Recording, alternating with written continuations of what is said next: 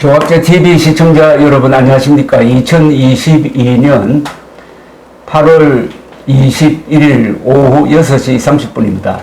오늘 정말 귀한 손님을 모셨습니다. 일본에서 오신 니시오카 수도무 선생을 소개해 드리겠습니다. 감사합니다. 안녕하십니까. 예. 거의 2년 만에 오셨다고요? 2년 반 만에. 2년 반 만에 오셨습니다. 예. 우선 니시오카 선생님을 소개해 드려야 되겠는데, 우리 조합제 TV에 몇 분 나오셨습니다. 일본에서 일본 납치자 문제를 제기하셔가지고 그야말로 역사를 바꾼 분입니다. 지금은 납치자 구출회 회장으로 계시고, 그동안에 이 북한 인권 문제도 지난 한 40년 그러니까 예, 30년. 예, 30년 해가지고. 30년 동안 다루시고, 무엇보다도 돌아가신 아베 신조 씨가 수상이 되도록 하는데 좀 역할을 하신 거 아닙니까, 사실? 그래서 납치 문제 때문에 그 아베 존리가 국민적인 인기를 얻었다고는 할 수가 있죠. 그렇죠. 그래서 그때 제가 옆에 있었다는 건 사실입니다. 그렇죠.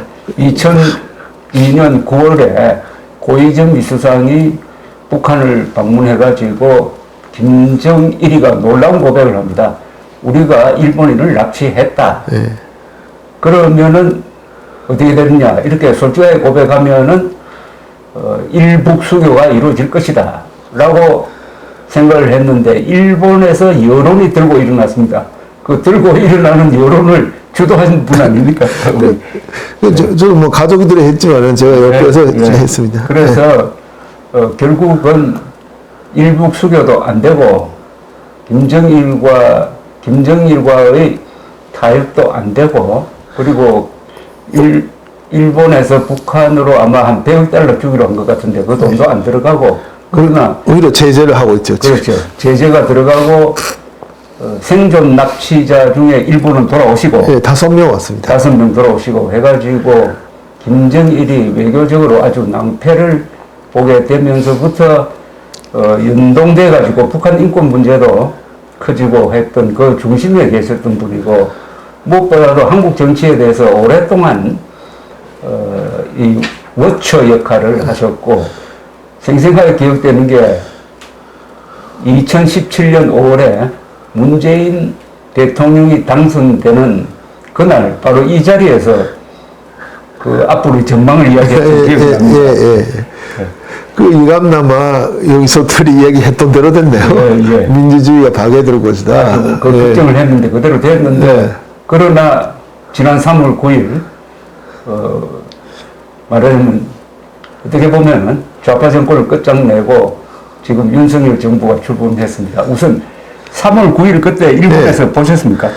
그렇죠. 원래는 여기에 와야 됐었는데, 제가 87년부터 계속 대선 때는 현지 지지를 했었습니다.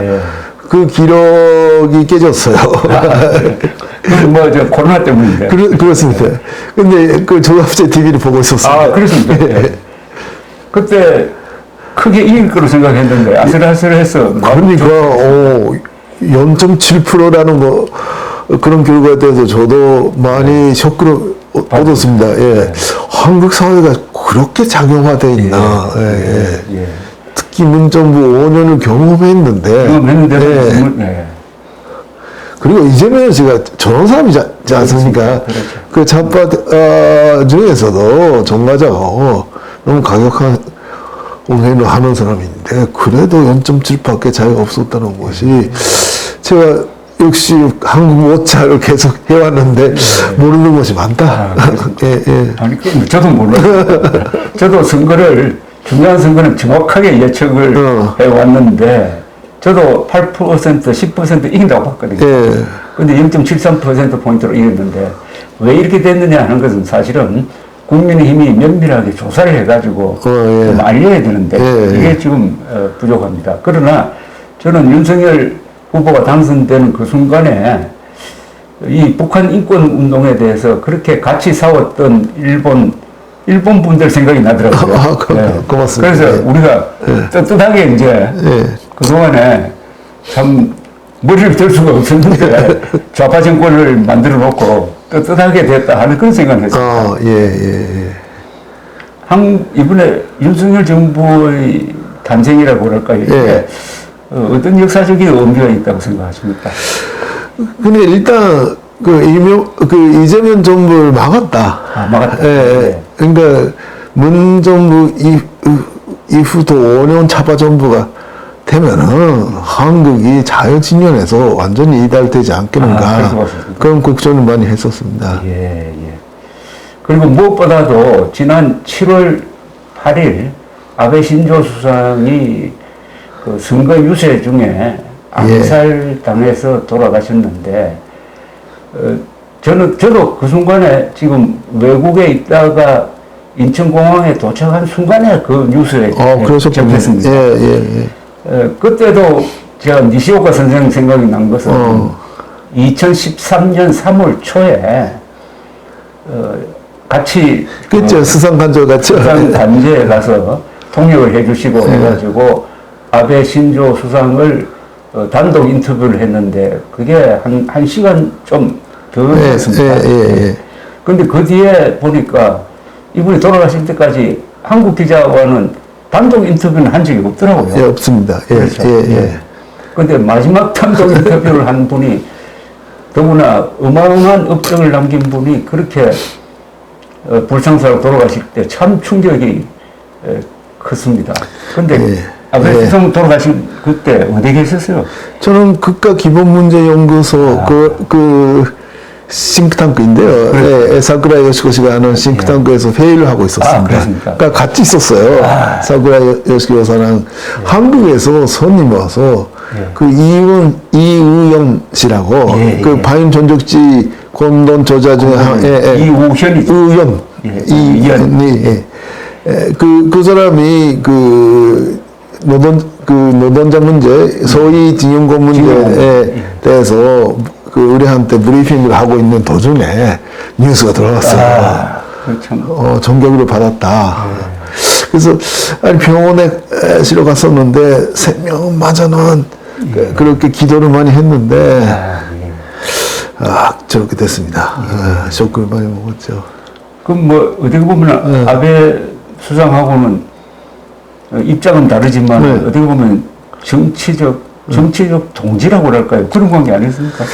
그러니까 아베 총리는 뭐 여러 가지 업적들이 많지만은 그 중에서 북한 문제, 특히 납치 문제, 그리고 한국하고의 역사 문제이지만은 위안부 문제, 그 두 가지 문제에 있어서는 동지적으로 저는 학자이지만은 아베 총리는 정치인이지만은 90년대 초부터 같이 걸어왔다고 할 수가 있습니다. 아베 수상이 총격을 받고 쓰러졌을 때 사진을 보면은 이 가슴에 바로 이 블루 리본을 차고 있었죠. 예, 그렇습니다. 저게 공무원들이 다 차는 겁니까? 아니, 위문은 아니지만은, 우리 그주례가 만든 거예요. 그렇죠. 극화가 만든 거 아닙니다. 그렇죠. NGO가 만든 바치를 수상이 하다 거의 대부분의 장관들, 국회의원들이 하고 있다는 것이 좀, 국회의원들. 수수께끼죠. 근데, 야당 국회의원들도 하죠. 일본 납치 그주례 심볼입니다. 북한랑 일본랑 사이에 있는 바다의 색깔. 혈액단의 색깔. 그리고 연결되어 있는 하늘의 색깔. 그거 해서 빨리 그주를 해야 되겠다는 심볼로 처음에는 그냥 리본으로 했어요. 2002년도에 만들었습니다. 무료 리본 운동을 했는데, 이렇게 오래 가니까 그 리본이 보존이 안 돼가지고, 그래서, 마치를 만들었습니다. 그러니까, 북한 인권 문제를 가지고, 수상이 됐다면 그건 좀 너무 단순화하는 거지만, 어쨌든 큰 정치적 자산으로 삼아가지고, 돌아가실 때까지도 그 정치적 신념을 지켰다는 것 아니겠습니까? 그러니까 1차 정부가 1년으로 끝났고, 다시 2차를 하실 때. 2011년에. 편으로 한 번 그만뒀으니까, 이제 다른 사람한테 시켜야 된다는 사람도 있었어요. 그 바볼에서도 선배가 나서겠다고 했습니다. 그래서 바볼 바깥에서 자기를 지지하는 사람들을 모여가지고 그래서 전제 선거에 나갔었는데 그때 1차 때 납치 문제를 해결하고 싶었었는데 못했다. 이거는 꼭 자기가 해야 되겠다. 그런 신임으로 2차 아베 정부가 출발했죠. 제가 인상적으로 기억나는 게 2019년 2월 28일 하노이 회담. 하노이 회담 때 김정일하고 김정은입니다. 김정은하고 트럼프가 담판으로 갔다가 거기서 깨져버렸잖아요. 그 뒤에 브리핑을 할 때 트럼프 대통령이 납치자 문제에 대해서 김정은한테 물었다. 그 이야기를 한 것 같은데. 맞습니까? 맞습니다. 그 경황 속에서도 일본이 납치자 문제에 대해서 김정은에게 주문을 했다는 거 아닙니까? 그건 아베 수상은 부탁을 받아서 한 거죠. 그렇죠. 그러니까 그게 싱가포르에서 일자가 있었지 않습니까? 2018년. 그때도 한 번 납치 문제 언급했답니다. 그리고 하노이에서는 2번 언급을 했어요. 우리가 가족 회사람들이랑 같이 호화이트 하우스에 가서 만났습니다. 물론 트럼프 대통령한테 들은 건 아니지만은 측근들한테 들었던 게 아닌데 하노이에서는 1대1로 김정은 트럼프 회담이 있었어요. 첫 번째가 그때 트럼프 대통령이 납치 문제를 언급했다. 그런데 김정은이가 그에 대해서 답을 하지 않고 다른 화제를 돌렸대요. 그런데 그 1대1 회담 끝나고 나서 소수 사람들이 참석하는 저녁 식사가 있었대요. 근데 그 자리에서도 다시 한 번 트럼프 대통령이 납치 문제에 대해서 언급을 했고 그 호화이트 하우스 사람 말에 의하면은 의미 있는 답을 했다. 김정은이가 의미 있는 답을 했다. 그리고 트럼프 대통령은 그 다음 날 점심 약속을 깨가지고 카포를 했잖아요. 그 비행기 안에서 아베 총리한테 전화를 했어요. 이야기했다고. 그리고 답은 이런 답이었다. 그래서 우리가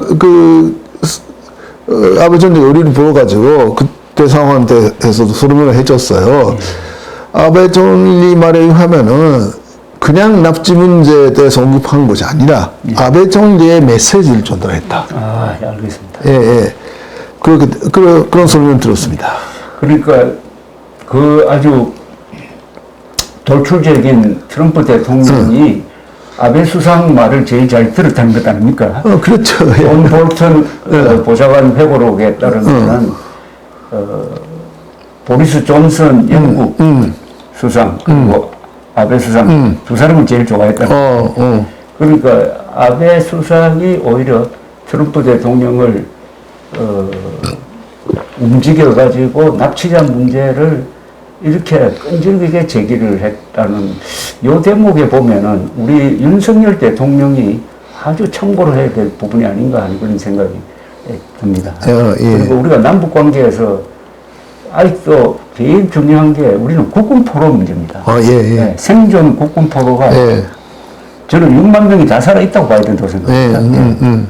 그런데 국군 포로에 대해서 우리가 그동안에 남북 회담을 그렇게 많이 하면서도 한국 대통령이 단 한 사람도 돌려달라는 이야기를 한 적이 없고. 그러니까 이야기 자체를 안 했잖아요. 그 다음에 이 아베 수상이, 뭐 숫자는 많지 않잖아요. 뭐 몇십 명, 몇백 명 되겠지만은 이렇게 정성을 다하는 그 차이가 뭐냐 하는 이야기입니다. 그리고 민간인 납북 피해자도 있지 않습니까? 그렇죠.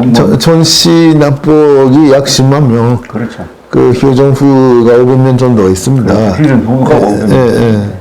그러니까 그에 대해서 언급조차 하지 않는다는 거는 물론 북한까지 대한민국 홍보하면은 대한민국의 영토니까 대한민국 대통령이 책임을 져야 되지만은 일단 자기 나라 국민 대한민국 국민이 또 살아있고 불법적으로 납치당하고 원류당하고 있는데 그러면은 그쪽 책임자가 만나면은 첫 번째로 언급을 하는 것이 도리지 않습니까?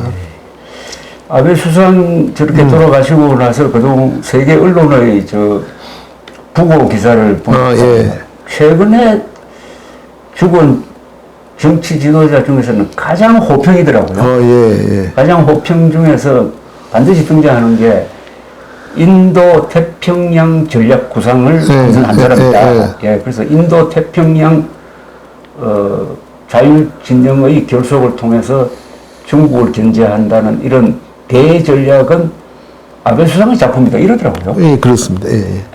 자유이며 열려져 있는 인도 태평양. 자유롭고 개방된, 자유롭고 개방된 인도 태평양. 여기에 인도를 집어넣은 게 그렇습니다. 과거와 다르죠. 그러니까 인도 태평양을 했죠. 그렇죠. 그러니까 인도 태평양. 그렇죠.